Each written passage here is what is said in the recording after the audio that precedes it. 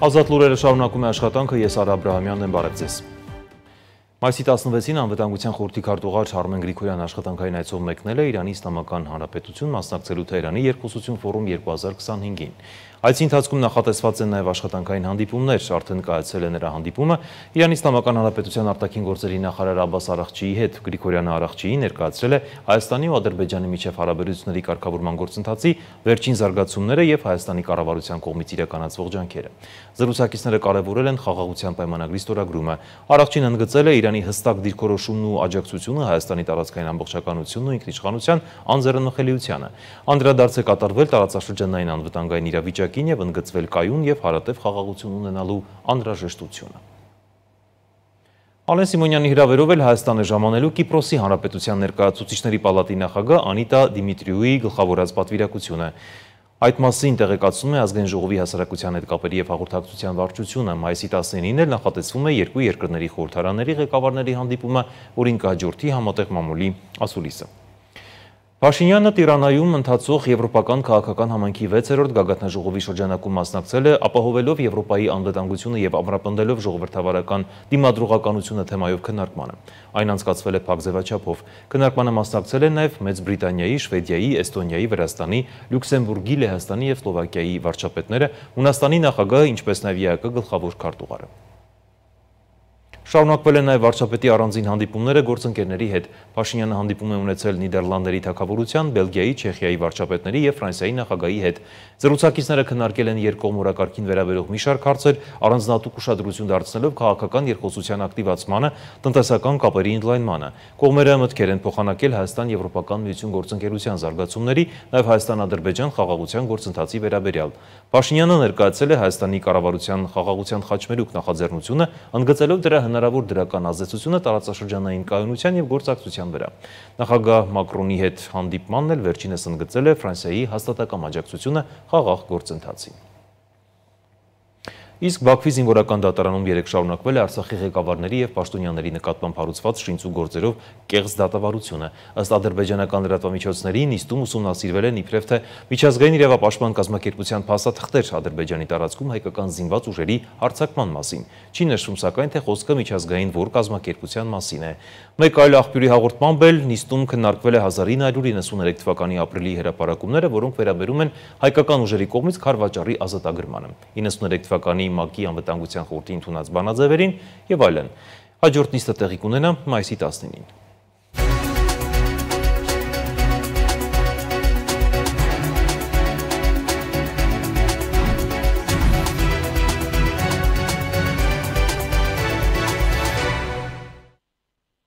Անդրադառնանք այլ թեմաների, Ռուսաստանն ու Ուկրաինան պայմանավորվել են փոխարինել հրադադարի իրենց պայմանները, աշխատանքներ են տարվում, հայտարարել է Դմիտրի Պեսկովը։ Ռուսաստանի նախագահի մամուլի քարտուղարը հավելել է, որ Ստամբուլում կայացած ռուս-ուկրաինական հանդիպման ավարտից հետո Ռուսաստանի Դաշնության եւ Միացյալ Նահանգների շփումները դեռ չեն եղել։ Պեսկովը հավելել է, որ Ռուսաստանի համար սկզբունքային է թե ով է Կիևից ստորագրելու փաստաթուղթը, եթե Ռուսաստանի Դաշնության եւ Ուկրաինայի պատվիրակությունների միջև պայմանավորվածություն ձեռք բերվի։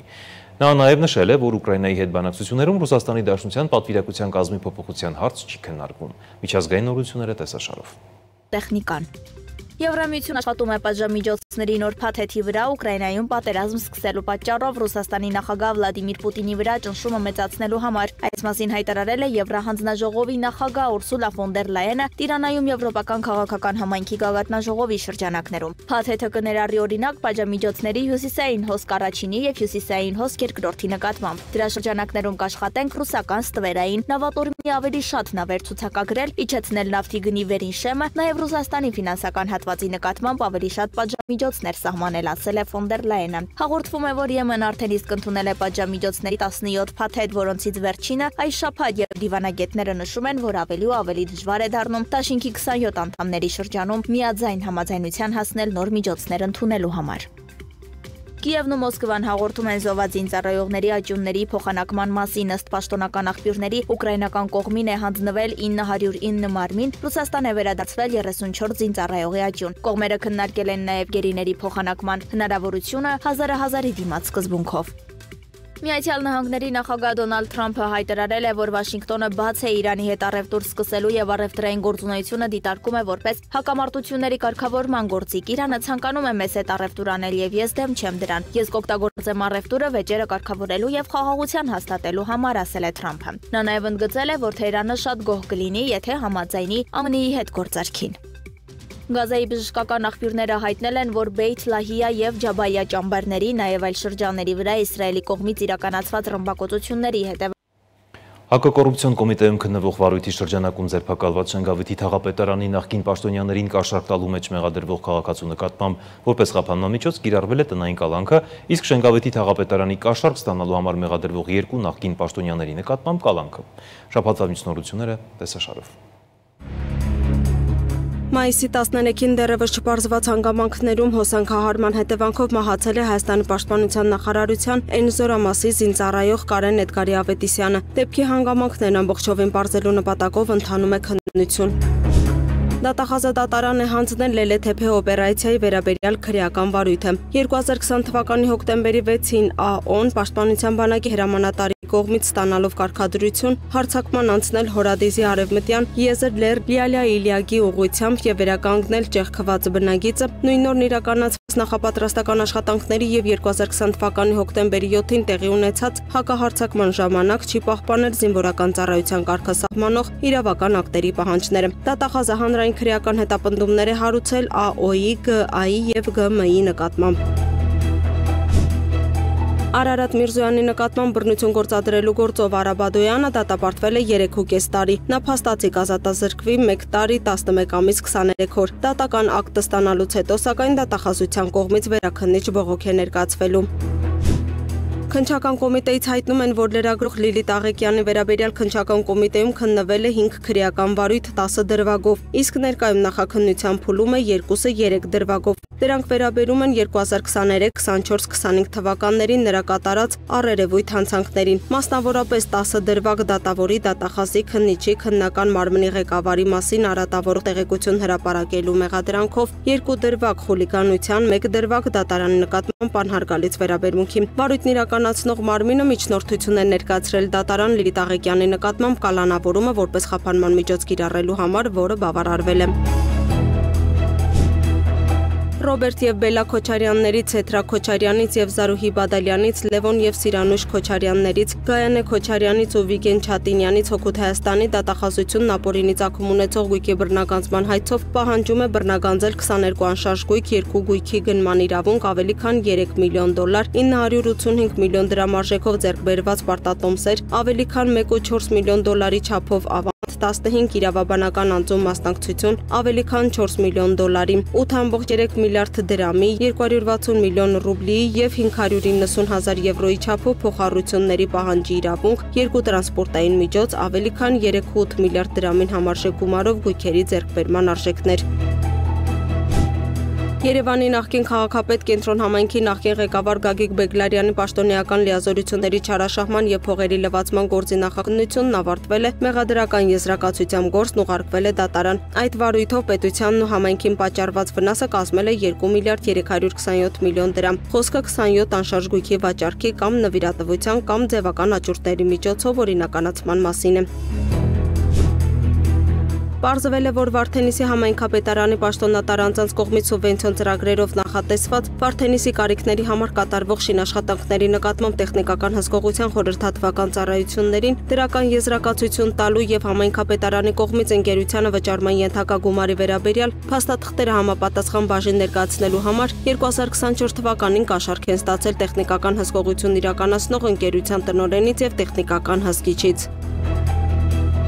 Լրատվամիջոցներում լուրեր էին տարածվել, որ օրեր առաջ Արարատի մարզի Մղչյան գյուղի Քրիստափոր Ալավերդյանի անվան դպրոցում բարձր դասարանների մի քանի տղաներ դպրոցի զուգարանում կապկպել են 4-րդ դասարանի 2 աշակերտի եւ ստիպողաբար թմրանյութ տվել, որից հետո երեխաների մոտ կախվածություն է առաջացել։ Նրանք սկսել են տնից գումար գողանալ կրկին նույն աշակերտներից թմրանյութ գնելու նպատակով։ Տեղի ունեցած դեպքով նախաձեռնվել է քրեական վարույթ, 4 անձի նկատմամբ հարուցվել է հանրային քրեական հետապնդում։ Երկուսի նկատմամբ որպես խափանման միջոց կիրառվել է դաստիարակչական հսկողություն եւ վարչական հսկողություն։ Մեկի նկատմամբ տնային կալանք եւ բացակայելու արգելք, մեկ անձի վերաբերյալ կա ձերբակալման որոշում։ Մայիսի 17-ից 18-ը Հայաստանում նշվում է թանգարանների գիշեր համաեվրոպական միջոցառումը, որի ընթացքում բոլոր թանգարանների մուտքն ազատ է այցելուների համար։ Այս երկու օրերի ընթացքում թանգարանները կներկայացնեն հետաքրքիր ծրագրեր համեմված կրթական եւ մշակութային միջոցառումներով։ Հայաստանը միացել է համաեվրոպական թանգարանային գիշեր նախաձեռնությանը, մինչև կեսգիշեր 24:00 հանրապետության թանգարանների մուտքն ազատ կլինի այցելուների համար, իսկ հաջորդ օրը մայիսի 18-ին նշվում է թանգարանների միջազգային օրը։ Այս օրը եւս թանգարանների մուտքն անվճար կլինի մինչև ժամը 18:00։ Հայաստանի թանգարանները երկօրյա միջոցառումների շրջանակում պատրաստել են կրթամշակութային հագեցած ծրագրեր։ Հանրության շրջանում առավել մեծ հետաքրքրություն են առաջացրել հատկապես գիշերային ժամերին սպասվող միջոցառումները։ Հայաստանի ազգային պատկերասրահի գիտական գծով տնօրենի տեղակալ Սամվել Հովանեսյանը վստահեցնում է, թանգարանային գիշերն արդեն դարձել է հանրային ավանդույթ։ Այս միջոցառումը նշվում է ամբողջ աշխարհում,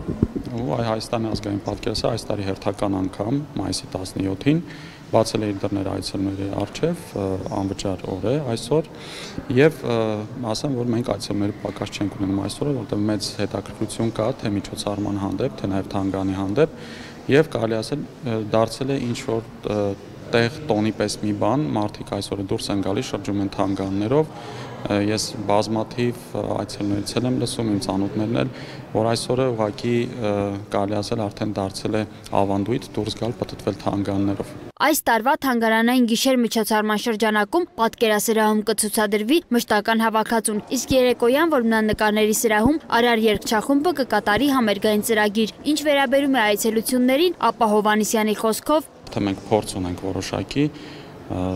մոտավորապես 15,000-ից ավել գրեթե այցելու այսօր մտնում է թանգարան մեկ օրվա ընթացքում,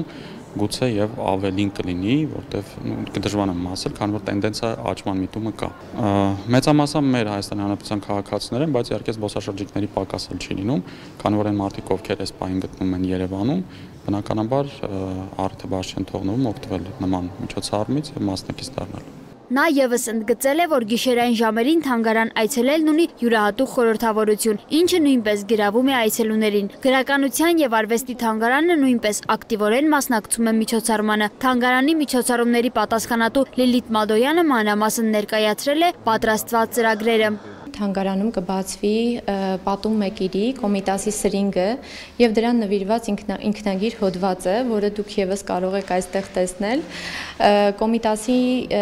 Կոմիտասին պատկանող 7 սրինգները պատկանում են գրականության եւ արվեստի թանգարանի հավաքածուին եւ դրանցից մեկը այսօր մենք կցուցադրենք մեր այցելուներին եւ հայտնի է, որ սրինգը ազգային երաժշտական գործիք է իր ծագումով հայկական եւ Կոմիտասը դրան նվիրված շատ հետաքրքիր երաժշտական ուսումնասիրությունների հոդված ունի, այդ հոդվածը ինքնագիր տարբերակով այստեղ եւս ցուցադրված է եւ Կոմիտասն ասում է, որ սրինգը նույն բլուլ կոչվող երաժշտական գործիքն է։ Այս սրինգը շատ արժեքավոր է, որովհետեւ սրանով է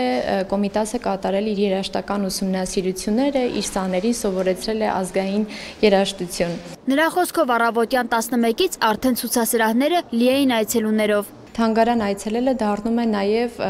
նաև ժամանց, որովհետև կրթվելը եւս ժամանցային տարբերակ կարող է լինել, տալիս են իրենց հարցերը, միասին զրուցում ենք, քիչ առաջ Տերյանի ցուցասրահում էի, մենք ունենք նաև Տերյանը ուսանող ժամանակավոր ցուցադրություն է եւ նաև մասնագետներ են գալիս, որովհետև ցուցադրությունը հնարավորություն է տալիս նաև հետազոտողներին, ուսանողներին հետազոտական նյութ է տալիս, որովհետև ցուցադրված են շատ արժեքավոր վավերագրեր, որոնք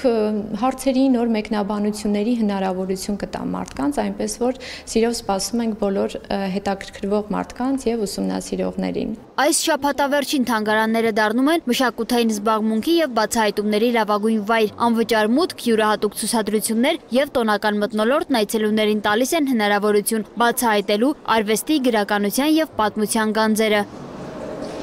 Սոնա Գիշյան, Սեյրան Հակոբյան, Free News, Ազատ լուրեր։ Երևանում Մոսկվայի Չայկովսկու անվանպետական կոնսերվատորիայի պրոֆեսոր դաշնակահարուհի Իրինա Կրասոտինայի ղեկավարությամբ կայացել է կամերային երաժշտության դպրոցի ավարտական գալահամերգը։ Հեղինակավոր այս դպրոցում ուսանել են ինչպես հայ, այնպես էլ արտասահմանցի երաժիշտներ։ Իրինա Կրասոտինային շատ է ոգևորել համերգի մասնակիցների աշխատասիրությունը, երաժշտական ներբազգացողությունը եւ ընկալունակությունը։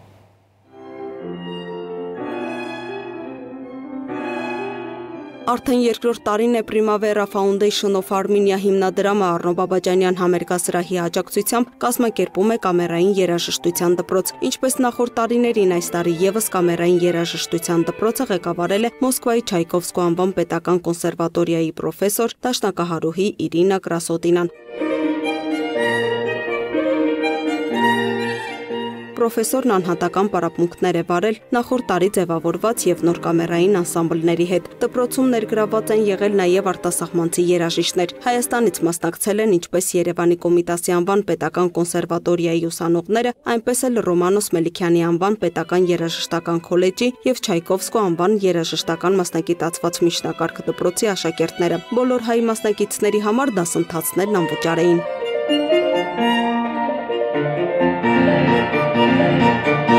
Դասընթացների ավարտին մասնակիցները հանդես են եկել գալահամերգով 8 տարբեր անսամբլներ, որոնց կազմում կան այնպիսի գործիքներ, ինչպիսին են ֆլեյտա, կլարնետ, ջութակ, դաշնամուր, թավջութակ եւ դասական կիթառ, կատարել են Մոցարտի, Խաչատրյանի, Գրիգի, Պիացոլայի ստեղծագործությունները։ Կամերային երաժշտությունը սա